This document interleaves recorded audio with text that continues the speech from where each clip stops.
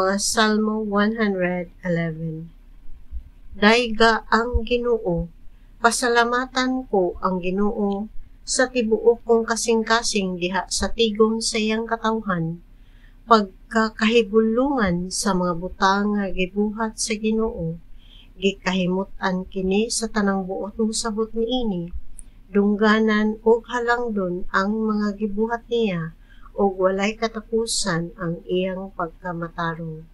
Dili buot ang Ginoo nga hikalimta nato ang iyang katingalahang mga buhat, puno siya sa kahangawa ug maluluy-on usab.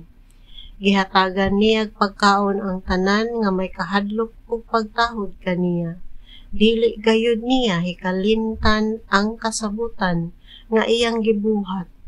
Gipakita niya ang iyang gahom ngadto sa iyang katawhan, pinaagi sa paghatag kanila sa kayutaan sa ubang katawhan.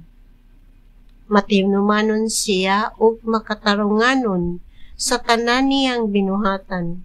Kasaligan ang tanan niyang mga sugo, mulungtad kini sa tanang panahon, o gihatag kini diha sa kamatuoran o katarungan. Giluwas niya ang iyang katawhan, o nagpasiugda siya kasabutan nga walay katapusan, tali kaniya o kanila. Balaan o gamhanan siya, ang pagbaton o kahadlok o pagtahod sa Ginoo, mao ang sinugdanan sa kaalam. Ang tanan nga nagkinabuhi niini makabaton og maayong pagpanabot, daygon siya hangtod sa kahangturan.